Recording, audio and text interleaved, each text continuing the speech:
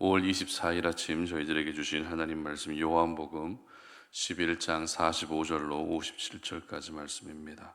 마리아에게 와서 예수께서 하신 일을 본 많은 유대인이 그를 믿었으나 그 중에 어떤 자는 바리새인들에게 가서 예수께서 하신 일을 알리니라. 이에 대제사장들과 바리새인들이 공회를 모으고 이르되 이 사람이 많은 표적을 행하니 우리가 어떻게 하겠느냐. 만일 그를 이대로 두면 모든 사람이 그를 믿을 것이요 그리고 로마인들이 와서 우리 땅과 민족을 빼앗아 가리라 하니 그 중에 한 사람 그 해의 대제사장인 가야바가 그들에게 말하되 너희가 아무것도 알지 못하는도다.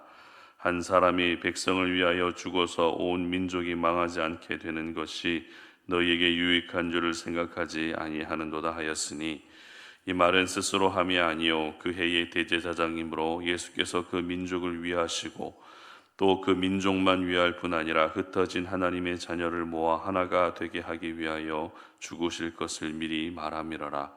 이날부터는 그들이 예수를 죽이려고 모의하니라. 그러므로 예수께서 다시 유대인 가운데 드러나게 다니지 아니하시고 거기를 떠나 빈들 가까운 곳인 에브라임이라는 동네에 가서 제자들과 함께 거기 머무르시니라.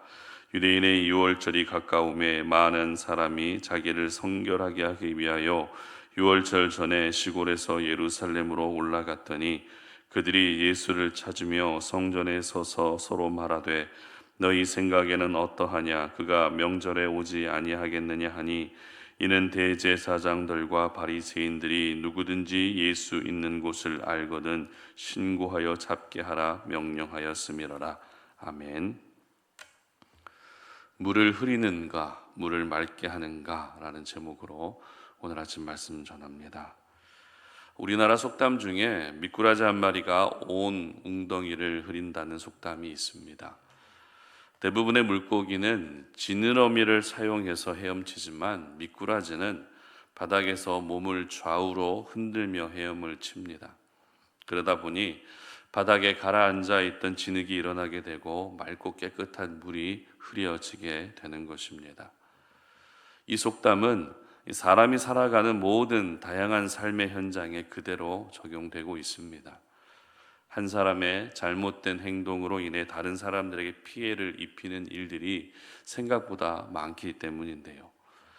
한 예로 우리나라 관광객을 환영하는 나라가 있는 반면에 싫어하는 나라도 있다고 합니다.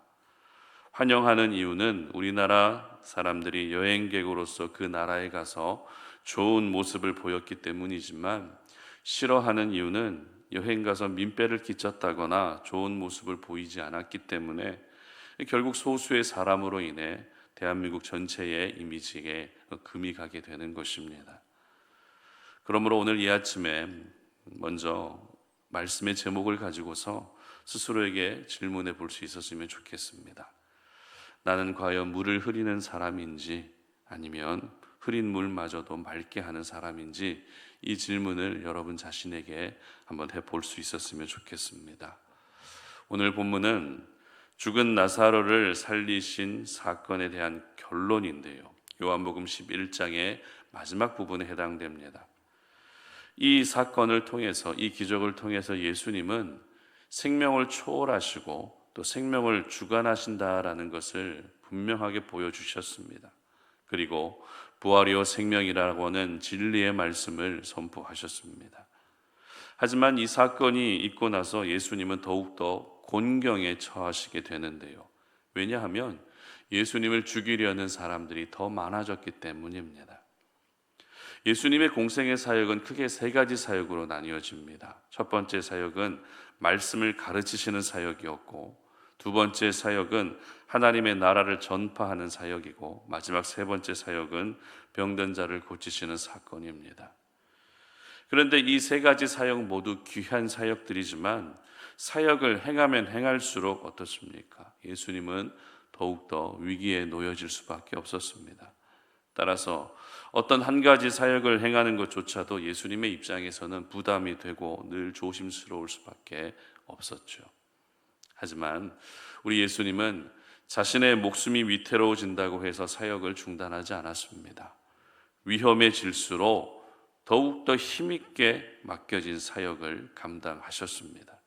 특별히 죽은 나사로를 살리신 사건이 있고 나서 예수님이 위험에 빠졌던 이유를 기록하고 있는 45절과 46절 말씀을 함께 읽어보도록 합니다. 마리아에게 와서 예수께서 하신 일을 본 많은 유대인이 그를 믿었으나 그 중에 어떤 자는 바리새인들에게 가서 예수께서 하신 일을 알리니라. 아멘. 일단 죽은 나사로를 살리신 기적을 통해 나타난 결과는 많은 유대인들이 예수님을 믿게 됐다는 것입니다. 사실 죽은 사람을 살리시는 기적은 병든 사람을 고치시는 기적과는 차원이 다른 기적이었기 때문에 이 기적을 본 사람들이 예수님을 믿게 됐다라는 것은 어찌 보면 당연합니다.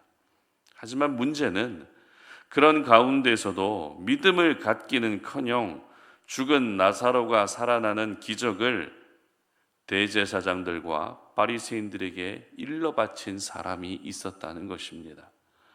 여러분, 예수님 당시에 바리새인과 대제사장들이 어떤 사람들입니까?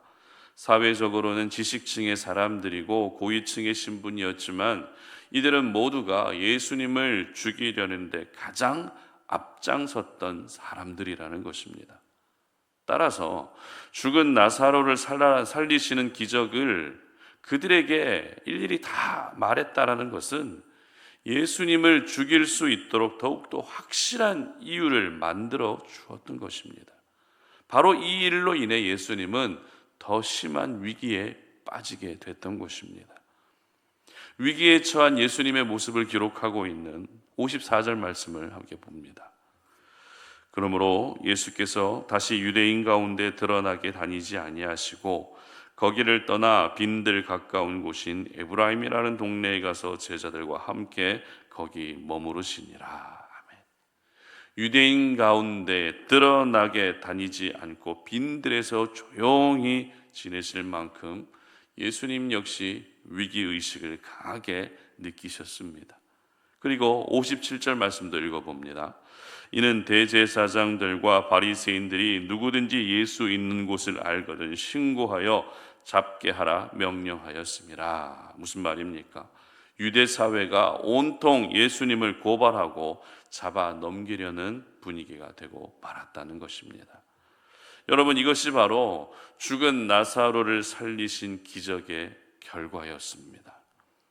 죽은 사람까지 살리는 정말 보기 힘든 기적을 행하셨다면 그로 인해 생명의 열매가 폭발적으로 일어나는 것이 당연하지 않겠습니까? 하지만 폭발적으로 예수님을 믿는 사람들이 많아지기보다 폭발적으로 예수님을 공격하는 사람들이 더 많아지고 있었던 것입니다. 그러나 우리 예수님은 앞서 말씀드린 것처럼 끊임없는 공격과 위험 가운데에서도 십자가의 길을 묵묵히 걸어가셨습니다. 여러분, 이것이 바로 사명자의 인생입니다. 작은 예수로 살아가는 우리 모두의 모습이 될 수 있어야 하는 것입니다. 그런데 저희들은 오늘 이 모든 위기를 만들고 있었던 몇몇 사람들을 주목할 필요가 있는데요. 많은 유대인들이 믿었지만 그런 가운데에서도 믿지 않고 종교 지도자들에게 일러 바쳤던 그들을 생각해 봐야 한다는 것입니다. 분명 죽은 나사로가 살아나는 기적을 보며 믿음을 갖는 일들이 많아졌습니다. 따라서 이제 유대 사회의 영적인 분위기는 어떻게 바뀌었습니까? 이제는 정말 믿음의 분위기, 정말 하나님의 신실하심을 신뢰하고 하나님을 따르는 그러한 아름다운 분위기로 유대 사회가 바뀌고 있구나라는 이런 생각을 해도 틀리지 않습니다. 그러나 그 분위기에 마치 찬물 끼얹듯 망쳐버린 사람들의 모습이 혹시 나의 모습은 아닌지 우리의 모습을 한번 돌아볼 수 있어야 한다는 것입니다. 맑은 물을 흐리는 미꾸라지 한 마리처럼 내 가정의 좋은 분위기를 망치고 교회와 일터의 좋은 분위기를 망치고 있지는 않으십니까? 하나님의 사람은 맑은 물을 오염시키는 사람이 아니라 흐려진 물마저도 정화시킬 수 있는 사람으로 살 수 있어야 됩니다.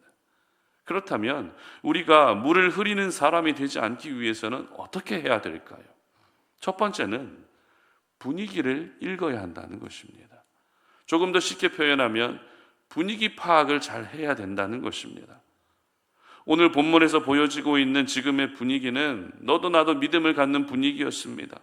만약 이 분위기를 그들이 잘 읽어냈다면 그들도 역시 믿음을 가졌을 겁니다. 그러나 그들은 분위기 파악을 전혀 하지 못합니다. 이 놀라운 기적을 그저 예수님을 잡아 죽여야 된다는 수단으로만 생각하고 있었던 것입니다. 가정이든 교회든 사람이 함께 살아가는 모든 조직, 모든 공동체, 사람들이 모여있는 모든 곳에는 그때마다 분위기라는 것이 있습니다. 가끔 좋은 분위기를 망치는 썰렁한 이야기를 한다거나 전혀 주제와 맞지 않는 이야기를 함으로써 분위기가 이상해지는 일들을 여러분 겪어보셨을 겁니다. 하나님의 사람은 누구보다도 분위기 파악을 먼저 할 수 있어야 되고 그 분위기에 맞는 이야기를 통해서 즐겁게 해줘야 될 때는 즐겁게 해주고 위로해 주어야 할 때는 위로해 줄 수 있어야 됩니다.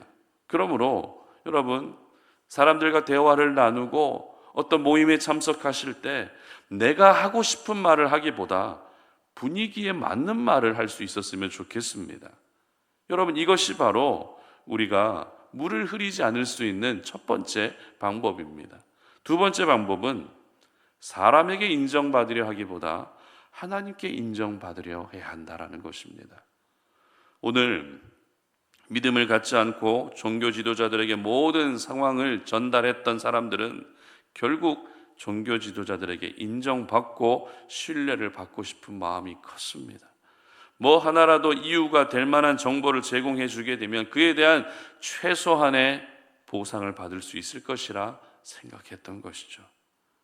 그들의 이와 같은 모습은 오로지 이 땅에서의 삶에만 관심이 있었고 그 이후의 삶에는 크게 관심이 없었다는 것을 보여주고 있는 것입니다. 일단 사회 기득권층의 사람들에게 인정받으면 그만큼 이 땅에서의 삶이 편해지는 것은 맞습니다. 그러나 우리에게는 영원한 하나님의 나라가 약속되어 있기 때문에 우리가 인정받아야 할 분은 종교 지도자들이 아닙니다. 사회에 유력한 사람들이 아닙니다. 바로 우리는 오늘도 하나님께 인정받아야 되는 것입니다. 하나님께 인정받기 위한 삶을 사는 사람은 절대 물을 흐리지 않습니다. 오히려 흐려진 물마저도 하나님의 은혜와 사랑과 마음을 가지고서 정화시키는 일에 힘을 다하게 되는 것입니다. 우리 주변에는 물을 흐리는 사람이 분명히 있습니다. 그러나 오늘 이 말씀을 함께 나누는 여러분들은 절대 물을 흐리는 사람이 되지 않으시기를 바랍니다.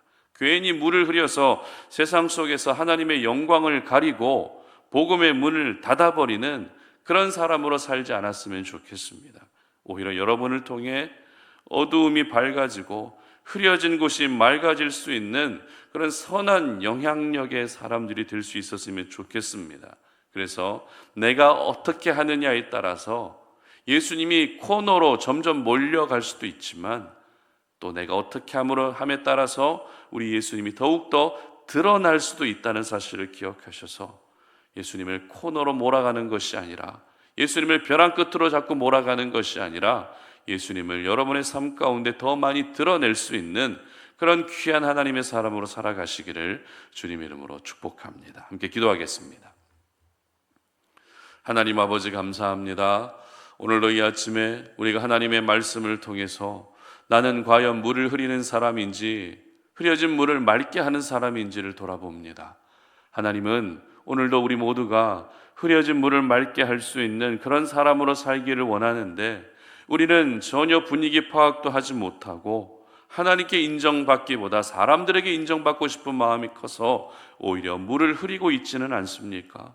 하나님, 분명히 예수님이 행하신 그 기적을 보며 많은 사람들이 믿었지만 그 가운데에서도 그 기적을 예수님을 죽이는 수단으로 이용하려고 했던 그 사람들의 모습을 돌아보니 그것이 나의 삶이 되지 않게 하시고 그것이 내 모습이 되지 않게 하시고 오늘도 우리가 이 땅을 살아가면서 분위기를 잘 읽어낼 수 있는 그런 하나님의 사람들 되게 하여 주시옵소서. 다른 사람들에게 인정받는 것보다 하나님께 인정받는 것이 먼저이고 또 그렇게 살아갔을 때 우리가 살아가는 모든 삶의 현장에 흐려진 곳마저도 맑게 할 수 있는 그런 귀한 선한 영향력의 사람들이 될 수 있도록 도와주시옵소서. 감사드리며 예수님의 이름으로 기도드립니다. 아멘.